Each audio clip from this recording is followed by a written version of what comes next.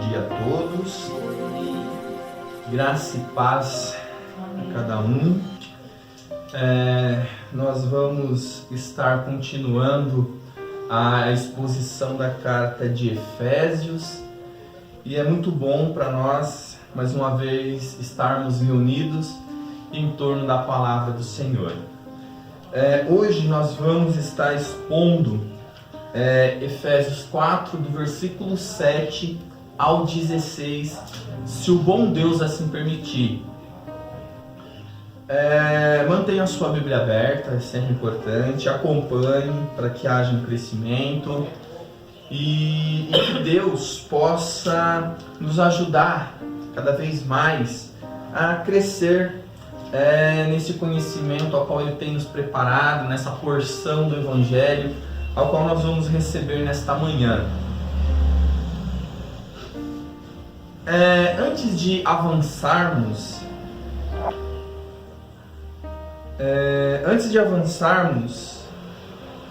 eu quero estar dando uma relembrada no que foi falado, no que foi tratado no culto passado, pois serve de base para nós entendermos o que vai ser dito hoje.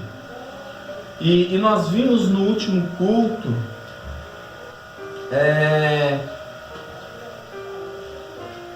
nós vimos que há um só Deus, nós vimos que há a unidade do corpo, e nós vimos que nós somos chamados a uma só vocação, nós vimos que nós temos um só Deus, um só Pai, nós vimos que o céu nos espera, o que nos motiva, o que nos mantém vivos na caminhada é a esperança de um novo céu, de uma nova terra, e nós vimos o quanto isso é importante.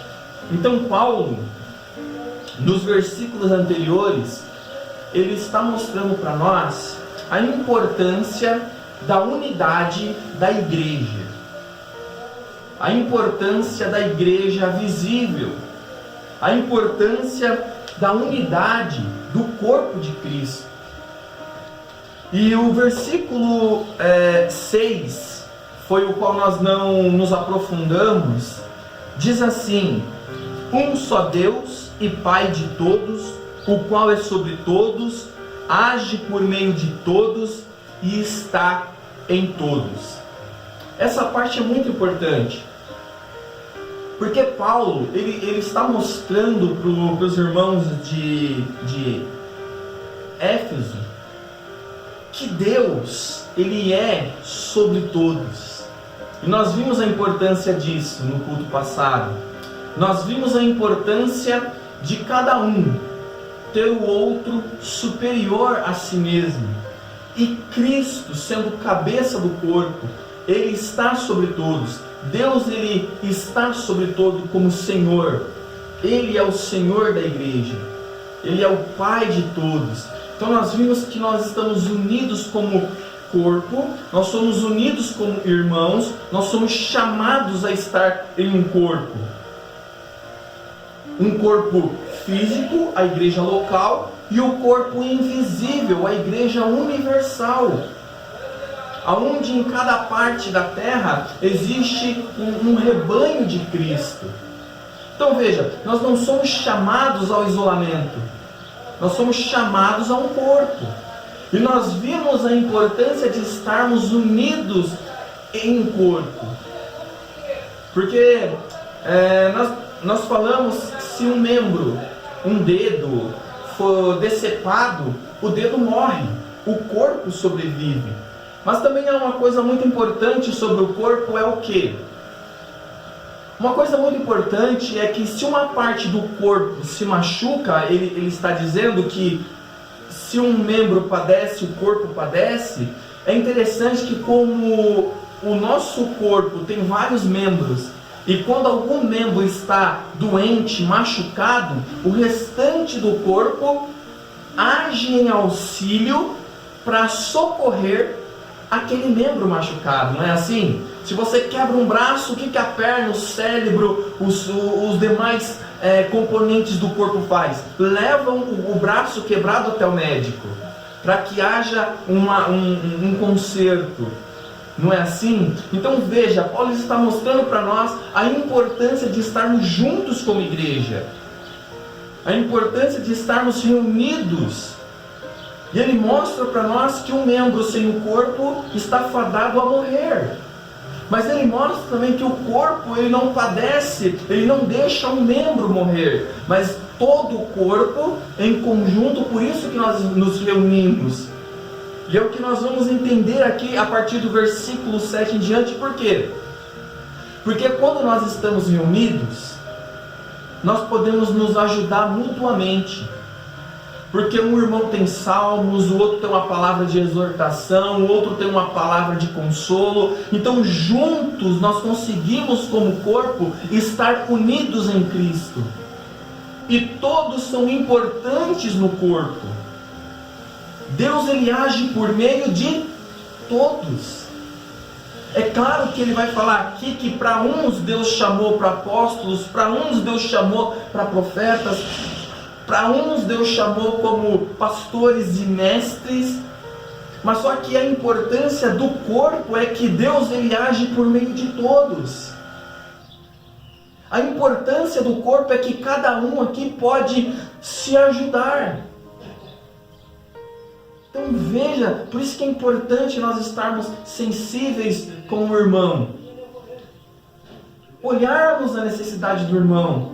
Então quando ele diz aqui no versículo 6, é o que a gente não meditou, é um só Deus e Pai de todos. Então nós vemos que Cristo ele é um Pai de todos. E nós vimos a importância disso. Nós vimos a importância disso na oração do Pai Nosso. Nós vimos a importância de entendermos que Ele é o nosso Deus, mas também é o nosso Pai. Isso é importantíssimo para nós. E Ele mostra então que Ele está sobre todos, age por meio de todos e está em todos. Então veja o quanto isso é importante para a igreja.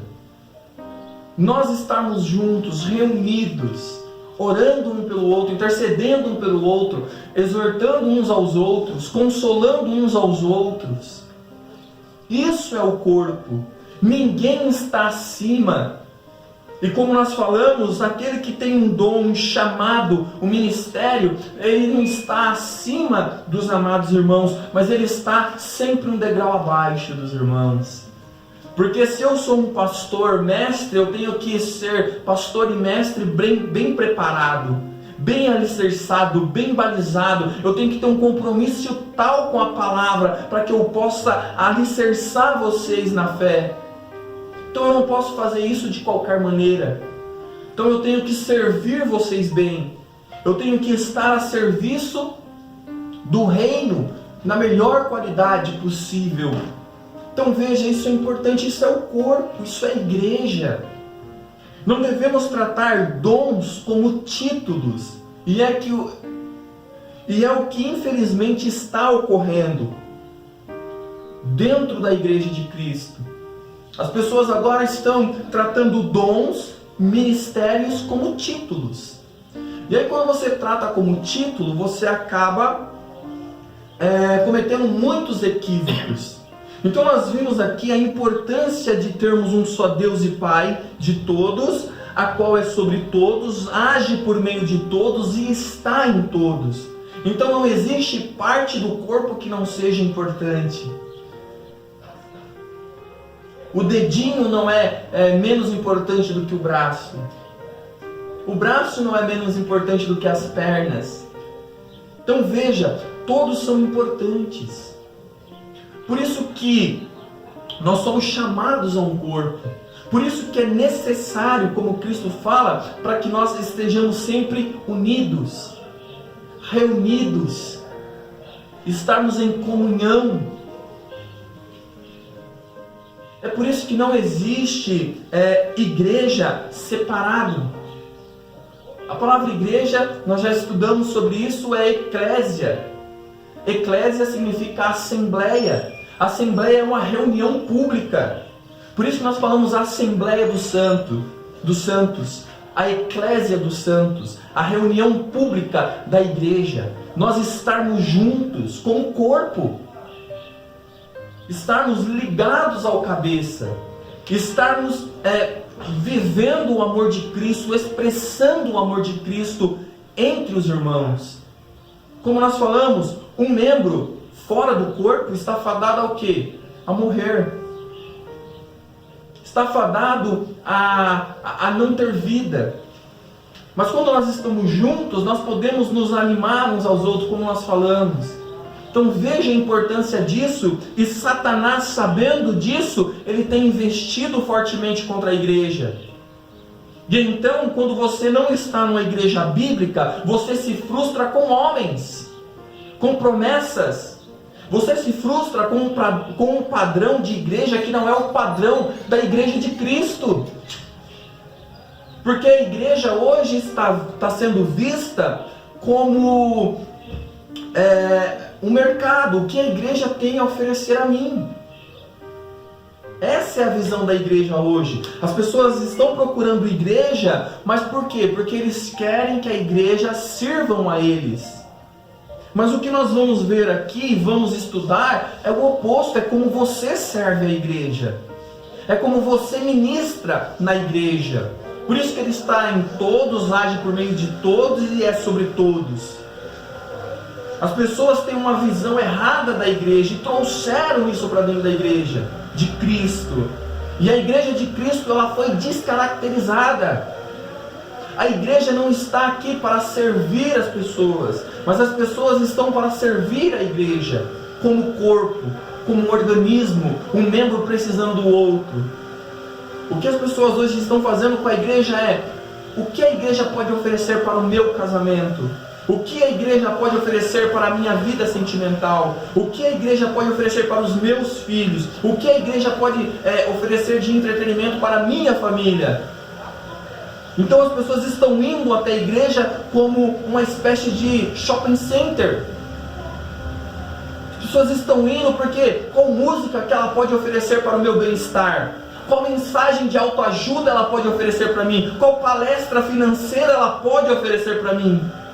Então é isso que a igreja se tornou, um grande shopping center. E as pessoas então têm essa visão. Então quando as pessoas vão nessas igrejas e essas coisas não são supridas porque eles são carnais, e as igrejas têm se enchido de pessoas carnais, as igrejas estão cheias de pessoas vazias e pessoas carnais. Então quando essas coisas não são supridas, elas então se afastam porque elas se frustram, porque elas não foram servidas, porque os seus desejos não foram supridos. E então há uma frustração, então há um abandono, então há um afastamento, então nasce uma nova forma de cristão, entre aspas, os desigrejados. Porque se frustraram, porque a igreja não supriu a necessidade psicológica delas, físicas, sentimentais, ambições, projetos, sonhos. Por quê? Porque fizeram da igreja um shopping center. As pessoas vão na igreja porque a igreja tem alguma coisa para servir para elas. Porque a partir do momento que a igreja não serve para elas, elas não servem para a igreja. Mas o que nós vamos ver aqui é o oposto. É por isso que Paulo está falando da igreja como corpo. Não é interessante isso? Ele está falando como um corpo, como uma unidade, como um precisando do outro, como um verdadeiramente se importando com o outro, como um servindo ao outro. Somos servos uns dos outros. Nós temos palavras de exortação para os outros, nós temos palavras, nós temos salmos, nós temos hinos, nós temos conselhos espirituais. Então quando nós vemos aqui que Ele é o Deus e Pai de todos, nos coloca na mesma família. Somos irmãos.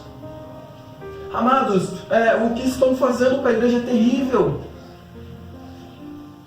Então ele diz isso. Então nós vimos que a igreja estar junto é maravilhoso. E nós vimos que todos nós temos uma esperança de irmos para o céu. Nós vimos que é isso que aquece o nosso coração. E nós aquecemos o nosso coração não porque lá tem aquelas coisas maravilhosas, mas porque o próprio maravilhoso vai estar lá, que é Cristo.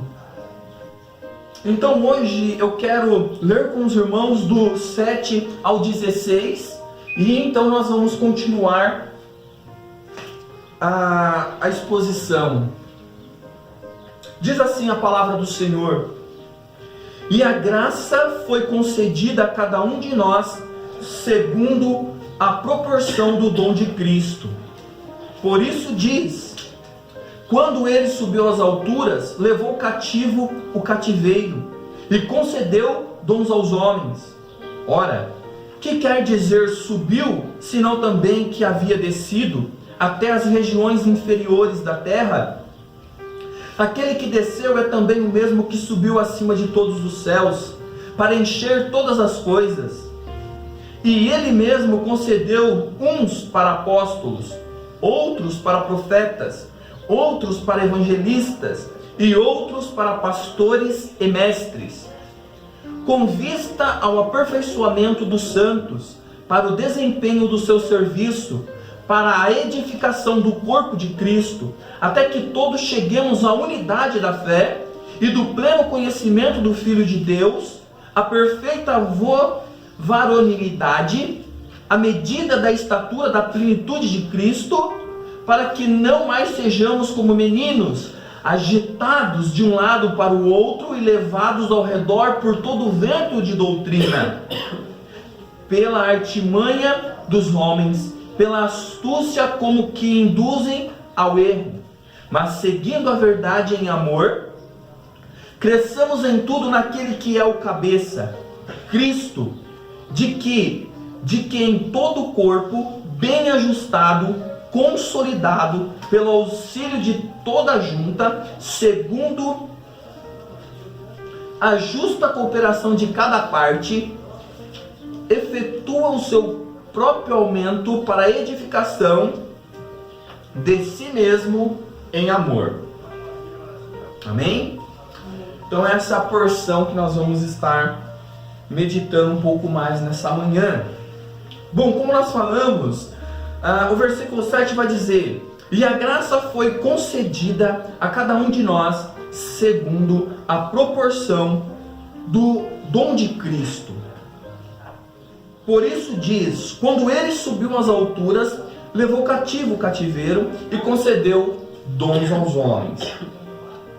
Ora, o que quer dizer subiu, senão que também havia descido às regiões mais inferiores da terra? Aquele que desceu é também o mesmo que subiu acima de todos os céus, para encher todas as coisas. Então veja, nós vemos que o dom de Cristo, quando nós vemos que Cristo ele desce do céu, ele se encarna, ele vem para executar a sua obra, ele vem para colocar em prática o plano de salvação, ele vem então do céu. Então a Bíblia está dizendo, quando ele veio, ele então triunfa sobre todos os seus inimigos, inclusive nós. Ele triunfa sobre a morte, ele triunfa sobre o pecado, ele triunfa sobre nós, ele triunfa sobre todas as coisas na cruz. Então ele leva cativo o cativeiro. Ele pega ali os despojos. Então, e aí ele desce a parte mais inferior da terra, que é a sepultura. Então veja, Cristo, do seu alto trono, vem para um propósito.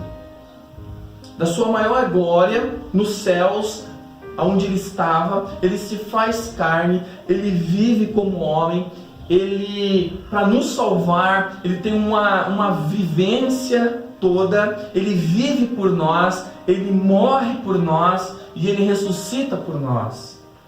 Então nós vemos que ele está dizendo que esse dom que é segundo Cristo, porque nós vamos ver que quando ele sobe, quando ele retorna à sua glória, quando ele se assenta à destra do Pai, então ele derrama o Espírito Santo, então ele dá dons aos homens, ele nos enche de dons, ele nos enche de presentes, ele nos enche de dons, Ele nos dá o presente da salvação, Ele nos dá o presente da fé, Ele nos dá o presente da justificação, Ele nos dá a si mesmo, Ele nos dá o Espírito Santo. Então veja, quando Ele está dizendo para nós, e a graça foi concedida a cada um de nós segundo a proporção do dom de Cristo. Então nós temos Cristo, o dom maior, o presente maior. E junto com isso nós temos também o Espírito Santo. E junto com isso nós temos os dons. Temos dons, que é o dom da fé. Então veja, Ele encheu os homens de dons, de presentes. Ele derramou sobre a sua igreja. Existem os dons comuns entre nós. A fé, a salvação, Cristo, o Espírito Santo. Esses dons são comuns. Não comuns no sentido de não terem valor, pelo contrário, são coisas valorosas. Como nós falamos, quando nós lemos lá o princípio de Efésios, nós vemos todo o tesouro que nós possuímos em Cristo. Nós vemos todo o tesouro que nos é dado. É como se Cristo abrisse a porta do cofre e mostrasse para nós toda a riqueza, toda a glória, toda a honra, tudo aquilo que foi nos conquistado na cruz. Então, aquele que desceu, aquele que veio, quem? Cristo. Aquele que viveu entre nós, aquele que desceu a parte inferiores ou as partes mais baixas da terra, que é a sepultura. Mas só que aquele que desceu é aquele que desceu é o mesmo também que subiu aos céus. Então veja, Paulo está aqui relembrando o que mais uma vez? O Evangelho, a obra de Cristo.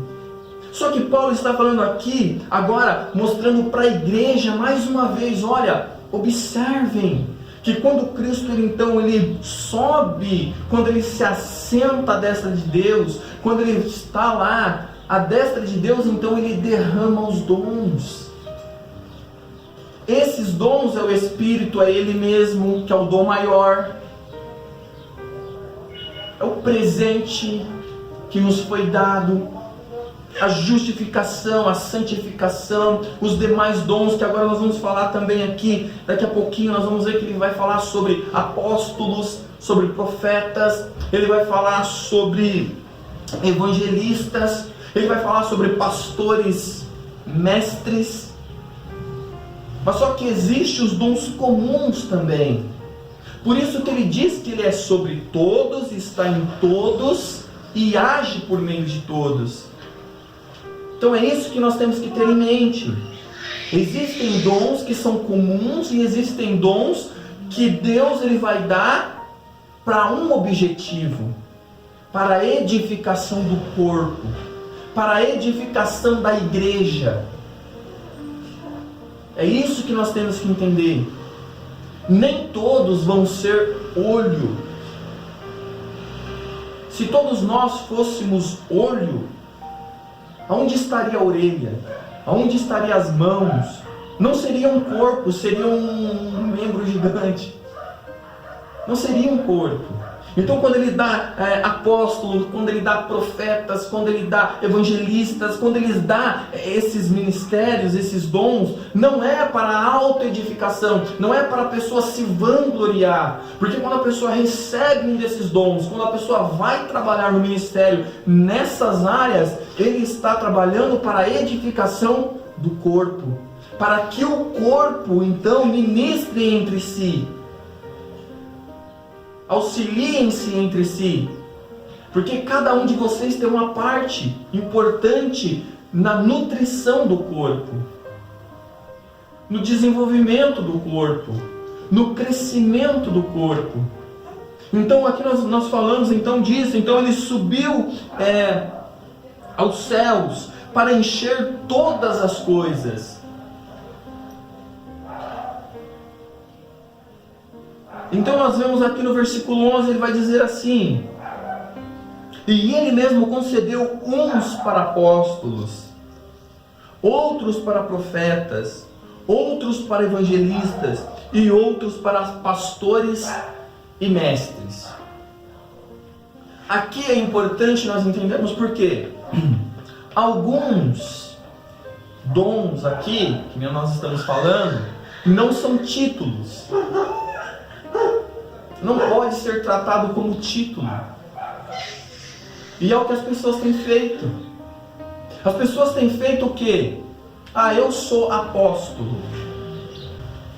A partir de hoje eu serei um apóstolo. E não é isso. Nós vemos que o próprio Deus, o próprio Cristo é que dá uns para apóstolos, dá uns para profetas. E quando nós falamos aqui especificamente desse primeiro, e eles concedeu uns para apóstolo, ele está falando dos 12 mais Paulo. A importância desses homens para lançar o fundamento da igreja, para trazer doutrina para a igreja, para trazer revelação para a igreja. E esses apóstolos aqui, esse dom de apóstolo já cumpriu o seu propósito. Então veja, o apóstolo, quando Deus deu esse dom, era para nutrir o corpo, era para fazer com que o corpo fosse aperfeiçoado, era para uma necessidade do corpo, que é a igreja. Então os apóstolos, eles cumpriram o seu papel. Eles trouxeram o que? Doutrina. Eles trouxeram a revelação de Cristo. E eles, então, exerceram uma função muito importante. Então esse dom de apóstolo já não existe mais no nosso tempo. O último foi o apóstolo Paulo. Ele foi o último. E ele mesmo nem se considerava como um apóstolo. Mas ele defendeu o seu apostolado porque ele cumpriu os requisitos de apóstolo. Mas quando ele vai falar de si mesmo, ele sempre tem isso, né? Ele fala que ele mesmo não era nem para ser considerado como um apóstolo. Então, os apóstolos, eles cumpriram um propósito, eles cumpriram uma função muito importante. Os profetas, a mesma coisa. No Antigo Testamento, trouxeram suas revelações, fizeram uma parte importante. Nós vemos também aqui evangelistas. O evangelista, ele tem uma outra função muito importante dentro do corpo da igreja. É aquela pessoa que vai ajudar, que tem uma habilidade em fazer com que o reino cresça, em compartilhar com outras pessoas, em sair no campo missionário, em levar a palavra de Deus às outras pessoas com mais facilidade.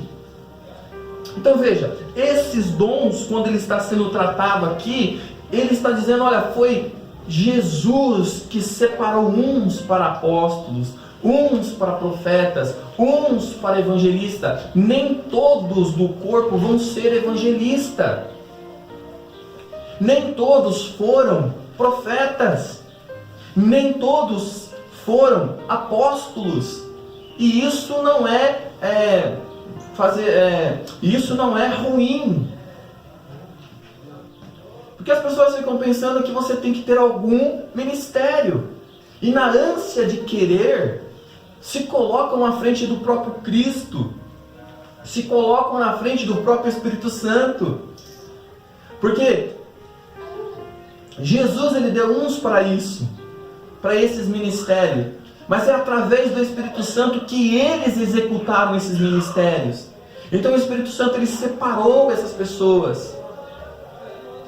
Direcionou essas pessoas, guiou essas pessoas, agiu por meio dessas pessoas nesses ministérios. Apóstolos e profetas já não existem mais, mas hoje evangelistas ainda existem. As pessoas hoje podem ser evangelistas desde que o próprio Jesus o chame. A igreja vai reconhecer você como um evangelista. Só que as pessoas não podem achar que existe uma carreira ministerial. As pessoas acham que você tem que começar como porteiro, aí você passa para cooperador, aí depois você passa para diácono, aí depois você passa para aquilo, aí depois você passa para aquilo outro, até chegar a pastor. Então você vai subindo de patente. Isso não existe, amados. Isso aí é a criação do homem, porque começou a tratar como título. Começou a tratar como carreira eclesiástica. Isso é terrível. Porque um bom evangelista, chamado pelo próprio Cristo, direcionado pelo Espírito Santo, ele nunca vai ser um pastor. E às vezes a pessoa que é chamada a um pastor, ele vai exercer aquilo com maestria, mas ele nunca vai ser um evangelista. Por quê? Porque não é título, é dom. É Deus, é Jesus olhando para a sua igreja agora, nesse exato momento na terra, olhando aqui para nós e dizendo assim: olha, eu preciso levantar um evangelista lá, eu preciso dar dons, eu vou distribuir dons naquela igreja, preciso levantar evangelistas lá, preciso levantar pastores lá. E o que a igreja faz? A igreja então olha, analisa o testemunho daquela pessoa, vê se ela está de acordo com os padrões bíblicos, e então a igreja reconhece ela como um pastor, como evangelista. Mas o dom quem dá é Deus, não é título. Mas como a igreja tem tratado isso como um título, muitas coisas têm acontecido de terrível no meio da igreja. Porque nós temos separado pessoas por causa do dízimo, da oferta, da influência. Ou porque é meu parente, ou porque é meu colega, ou porque fala bem, ou porque tem uma boa aparência. E muitas das vezes tem tratado como título. E isso é ruim. Então que fique bem claro mais uma vez para nós, nós vimos então que Deus ele vai dar esses dons, e ele vai dar a evangelista porque já tem essa facilidade de expandir o rebanho de Cristo, o corpo de Cristo, o reino de Cristo. São os evangelistas que servem para a nossa época também. Deus ele pode levantar e vai levantar evangelista na nossa geração. Porém, apóstolos e profetas já não, porque cumpriram o seu propósito, cumpriram a sua função. Agora tem uma outra coisa que ele vai falar depois de evangelista: e outros para pastores e mestres. Aqui tem pessoas que dividem pastores e mestres como sendo duas coisas diferentes. Porém, alguns estudiosos dizem que no original esse "e" não aparece, dividindo pastor e mestre, mas se tornam um só, pastor-mestre. As duas interpretações podem ser corretas, tanto pastor-mestre, mas existem mestres que não serão pastor. Mas todo pastor ele vai ser um mestre. Então assim, nós podemos utilizar as duas possíveis interpretações. Pastores e mestres, isso significa pastor, pessoas que vão, através do próprio Espírito Santo, ser levantadas para o que ele vai dizer aqui no versículo 12, com vista o aperfeiçoamento dos santos, para o desempenho do seu serviço. Veja o que ele está dizendo. Deus ele vai levantar apóstolos, profetas, evangelistas, pastores e mestres, para o quê? Qual é o propósito? Qual é o objetivo? Para eu me engrandecer? Para eu me sentir? Ele vai levantar evangelistas, pastores e mestres com vista ao aperfeiçoamento dos santos, isso é, da igreja, de vocês. Então, se eu como pastor, se eu como mestre for um fracasso nisso, se eu ensinar vocês heresias, se eu ensinar vocês um outro evangelho, vocês nunca vão chegar ao pleno, é o que ele vai falar mais para baixo, a plenitude de Cristo. Vocês nunca vão conhecer Cristo por completo. na sua magnitude. É por isso que muitas das vezes nós saímos daqui do púlpito frustrados. Por quê? Porque palavras não podem expressar a grandeza e a majestade de toda a doutrina da graça. Por mais que eu me esforce em estudos, por mais que eu me esforce em usar palavras que tentem expressar a glória, a majestade, o poder, a honra, a beleza, a glória, a infinitude disso tudo que nós estamos falando aqui, porque isso tudo que nós estamos falando aqui será falado eternamente no céu. É um assunto que não tem fim. Alguns assuntos terão fim, a segunda vinda vai ter um fim, a grande tribulação vai ter um fim. A vinda de Cristo, esse assunto nós já conhecemos, mas o Evangelho de Cristo no seu todo, na sua magnitude, na sua grandeza máxima, nós vamos passar a eternidade inteira aprendendo dele. Então às vezes eu sempre saio frustrado do púlpito, porque eu não consigo, e quando eu estou explicando, quando eu estou tentando, e às vezes parece que eu não penetro no coração de vocês. Às vezes eu não consigo ver a expressão de vocês como espanto, como grandeza, como alguém que recebeu uma notícia que ficou espantado. Às vezes quando eu não consigo ver que vocês não conseguiram penetrar em vocês a mensagem. Mas quando eu consigo ver as pessoas se alegrando, você vê a afeição da pessoa entendendo, você fala, graças a Deus. Glória seja a Deus, glória seja ao Espírito, ao Pai, ao Filho, porque nós como corpo estamos sendo aperfeiçoados nesse Evangelho. Então veja, Ele vai dar esses dons com vista ao aperfeiçoamento dos santos para o desempenho do seu serviço. Aí Ele vai dizer, para a edificação do corpo de Cristo, isto é, para a igreja.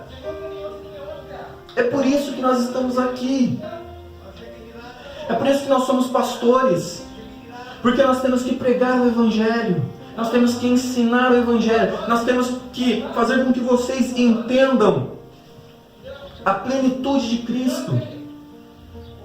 Que vocês cresçam em cada doutrina.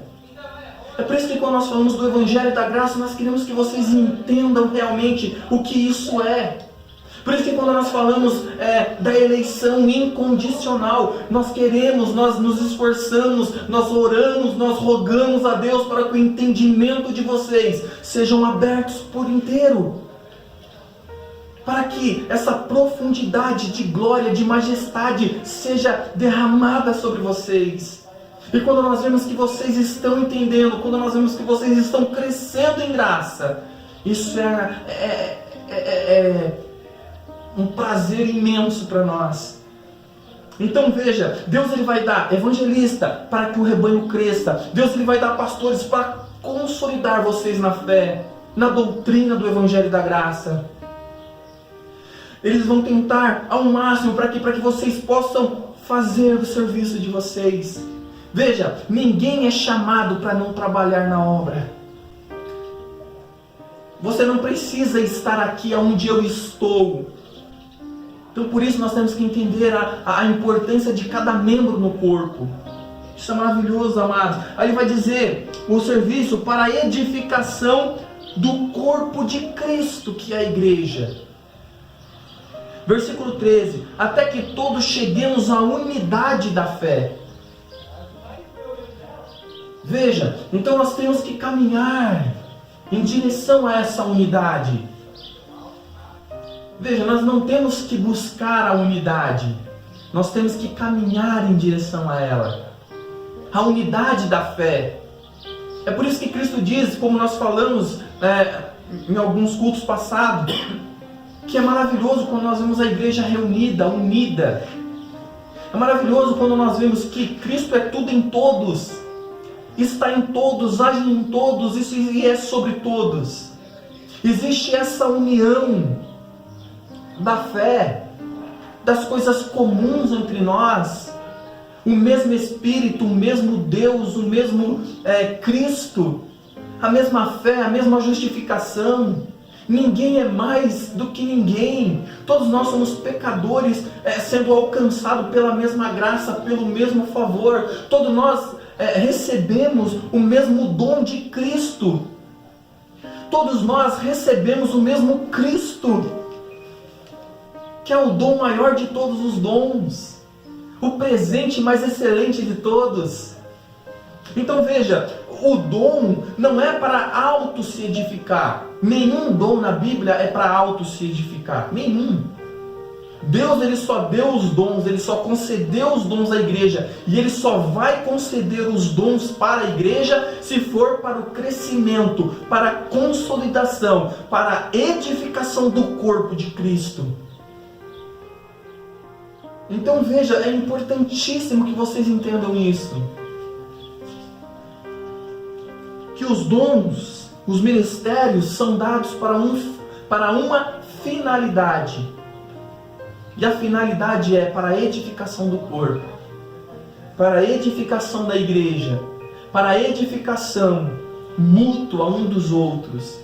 Versículo 13: até que todos cheguemos à unidade da fé e do pleno conhecimento do Filho de Deus, a perfeita varonilidade, à medida da estatura da plenitude de Cristo, para que não mais sejamos como meninos, agitados de um lado para o outro e levados ao redor por todo o vento de doutrina, pela artimanha dos homens, pela astúcia com que induzem ao erro.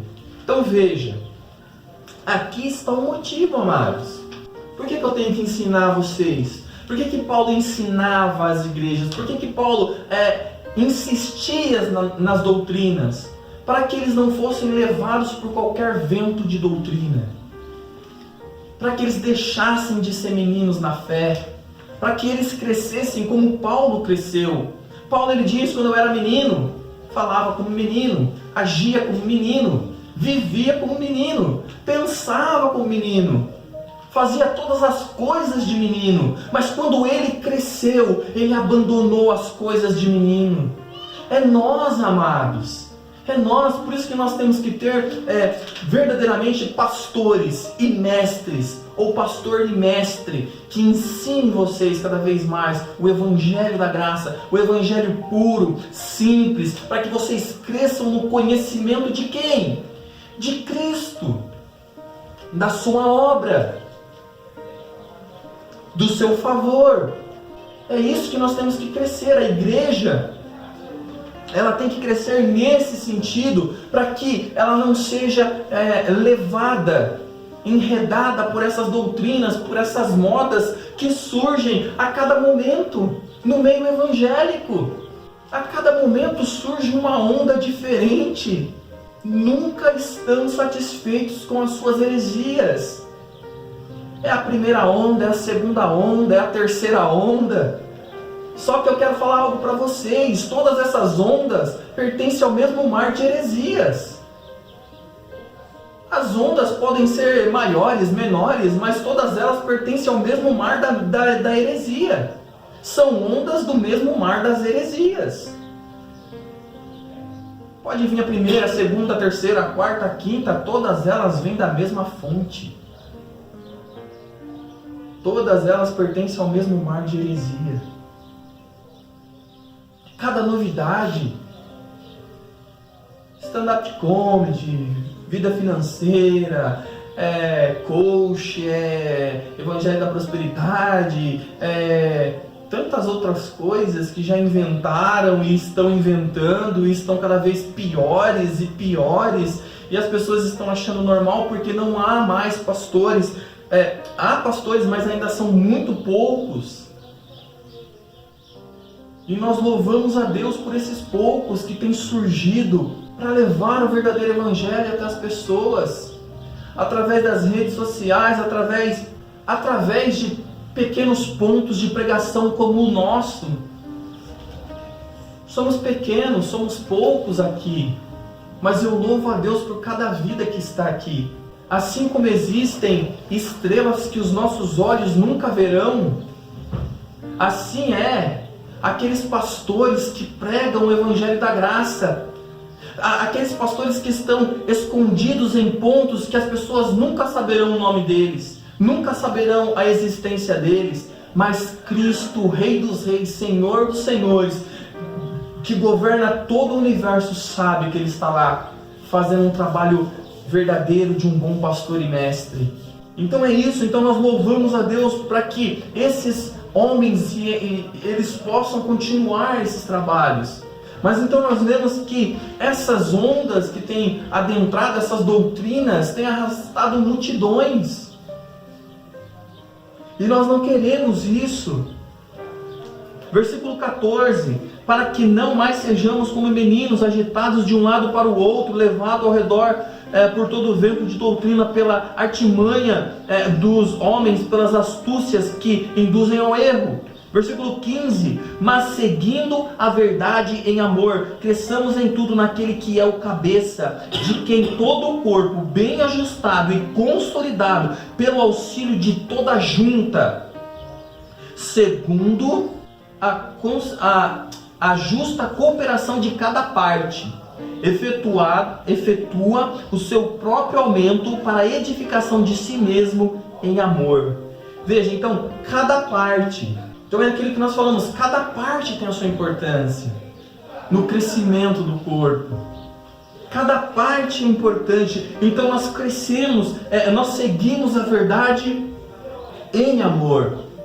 Nós somos consolidados, nós crescemos naquele que é o cabeça. Então, no que nós temos que crescer? Em Cristo, no conhecimento dele. Nós temos que cada vez mais nos encantar por Cristo, enxergarmos a beleza dele. É como nós falamos, a Bíblia diz assim que nós olhando para ele, os homens não viam beleza nenhuma, não havia formosura nele que nos atraísse a ele. Ele era homem de dores. Mas quando nós somos regenerados, nós olhando para ele agora, para aquele sem afeições, agora ele é o maravilhoso, ele é o mais belo dos belos, ele é o nosso amado, ele é o nosso Redentor, ele é o nosso Senhor. E nós temos que crescer nesse conhecimento para amá-lo cada vez mais e conhecê-lo cada vez mais e nos aprofundarmos cada vez mais. Então nós temos que crescer no cabeça que é Cristo. É nisso que nós temos que crescer, é nisso que nós temos que estar preocupados. A igreja, o meu papel é cada vez mais revelar Cristo a vocês. Por que nós queremos ir para o céu? Para estar com Cristo. Nós estamos nos preparando para esse encontro. Então, cada vez que nós ouvimos dele, entre aspas, é como se fosse um cupido. Entre aspas, é como se alguém estivesse falando para a noiva do seu noivo. Aqui, dizendo assim: olhe para ele, olha o cabelo dele que lindo, olha os olhos dele que mais belo, olha que rosto formoso, olha que cada detalhe, olha o nariz dele, olha cada detalhe dele. Então cada vez que a gente prega e anuncia o Evangelho, nós estamos falando para a noiva assim: olhe para o seu noivo, olha como ele é lindo, ele é o mais belo de todos. E então nós olhando, nós vamos crescendo esse desejo de querer conhecê-lo, de estar com ele, de estarmos juntos dele. Então é assim, amados. A função do pregador às vezes é como um cupido, falando para vocês do seu amado, do seu noivo, porque nós somos a noiva dele. Não é assim às vezes? Quando a gente era mais novo, aí, começo do namoro, não tem aquele amigo que fala: olha como é que ele é bonito, olha como é que ela é linda. Aí você vai enchendo o seu coração. E é isso que nós temos que fazer. Nós somos apaixonados por Cristo. Nós temos que ver a sua beleza, a sua grandeza, a sua infinitude. Nós temos que apreciar cada detalhe dele. Então quando nós pregamos, nós anunciamos, nós queremos que vocês cada vez mais o vejam maior, mais lindo, mais belo, mais desejado. Para que isso vá crescendo dentro de vocês até o ponto daquele último dia, quando nós estivermos lá diante dele. E aí você vai virar para mim e vai falar assim: bem que você falou que as suas palavras não podiam mensurar a grandeza do nosso Deus, a beleza do nosso Senhor Jesus Cristo. Bem que você falava, hoje eu consigo ver a sua frustração, ó pregador. Eu consigo ver que você tentava falar, se expressar e as palavras lhe faltavam. Hoje nós aqui diante desse que é belo, magnífico, lindo, nós podemos ver hoje toda a sua beleza. E verdadeiramente palavras são impossíveis de expressar tudo aquilo que Ele é. E nós poderemos ver Ele.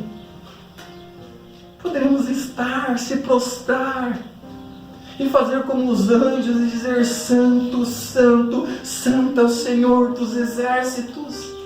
Olhar para o nosso amado, para o nosso bem-amor e falar para Ele que Ele é tudo aquilo e muito mais. As palavras encheram o nosso coração de alegria, mas a visão correta dele no céu vai encher toda a nossa alma e vai transbordar. Não é que vai só encher, mas vai transbordar por uma eternidade inteira. Tudo aquilo que Ele é.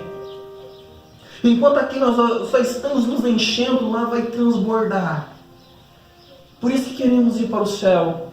Por isso que queremos estar lá, não pelo ouro, não pelo jaspe, não pelo rio de cristal, não por outras coisas tão belas, mas porque o mais belo dos belos estará lá.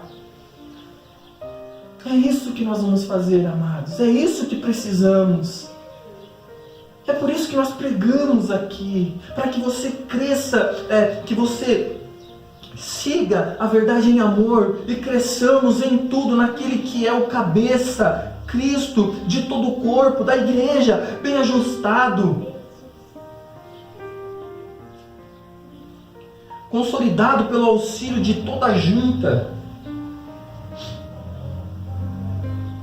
e efetua o seu próprio aumento para a edificação de si próprio, de si mesmo em amor.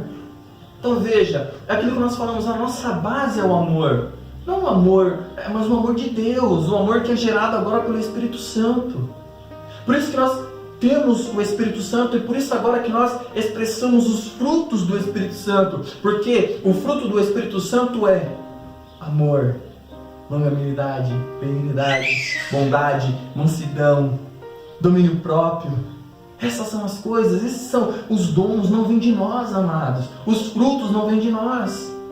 Então, que essa porção do Evangelho encha os nossos corações. Que nós possamos sair daqui verdadeiramente satisfeitos, saciados, mas com mais sede de conhecer. Não de aumentar o intelecto religioso, não. Conhecê-lo no sentido de admirá-lo. De que isso seja real para os nossos corações. É que nós falamos, quanto mais conhecemos, mais queremos conhecer. Quanto mais nós nos admiramos com essas belezas, mais nós queremos nos aprofundar nelas. Então, a minha oração nessa manhã é que essa porção do Evangelho penetre seu coração.